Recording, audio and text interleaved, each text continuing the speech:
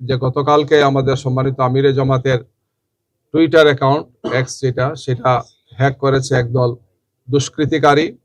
আমরা তাৎক্ষণিকভাবে এটা যখন বুঝতে পেরেছি তখন প্রয়োজনীয় পদক্ষেপগুলো আমরা গ্রহণ করেছি এবং এই বিষয়ে আমাদের বক্তব্য আজকে আমরা সকালবেলা আমাদের অফিসে তাৎক্ষণিকভাবে সাংবাদিকদের সামনে সেটা বলেছি।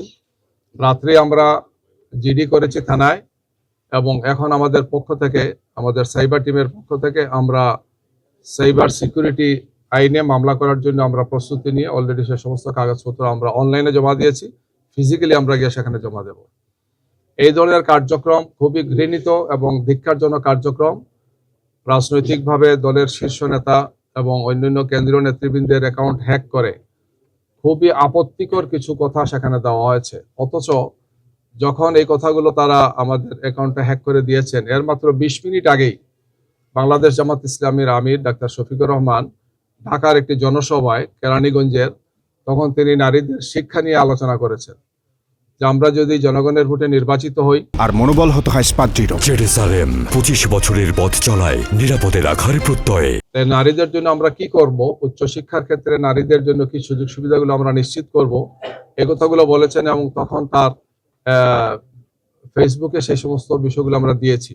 20 মিনিটের মাথায় এই কাজটি করা হয়েছে এবং যে বা যারা জড়িত এদেরকে খোঁজ নিয়ে আইনের আওতায় আনা, আইনের মুখোমুখি করা এবং বিচারের মুখোমুখি করা হচ্ছে সরকারের দায়িত্ব। নির্বাচন কমিশন এক্ষেত্রে ভূমিকা পালন করবেন, আইন শৃঙ্খলা বাহিনীর দায়িত্ব।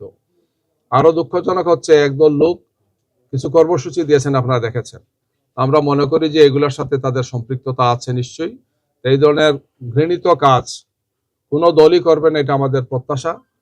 আমরা নির্বাচনকে সুন্দর, শান্তিপূর্ণ, গ্রহণযোগ্য একটি নির্বাচন আমরা আশা করি।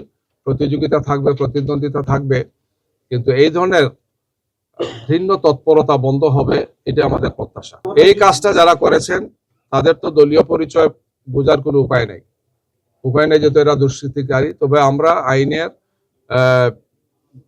তাদেরকে মুখোমুখি করার জন্য আমরা জিডি করেছি। থানা সেখানে তদন্ত করে বের করবেন যে তাদের দলীয় পরিচয় আছে কিনা বা তাদের অন্য কোনো পরিচয় কি। আর এর সাথে সাথে সাইবার সিকিউরিটি আইনেও আমরা বিষয়টাকে দেখছি, এটা আরো উচ্চ পর্যায়ে।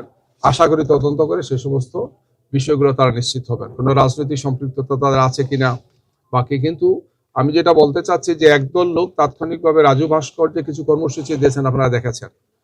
তো এই জন্য মনে হচ্ছে যে ঠাকুর ঘরে কেড়ে কলা খাই না, একটা বিখ্যাত উক্তি আছে, ডায়লগ আছে। এর সাথে এর সম্পৃক্ততা আছে কিনা সেটা আমরা ভেবে দেখার জন্য দেশবাসীকে আমরা অনুরোধ জানাচ্ছি।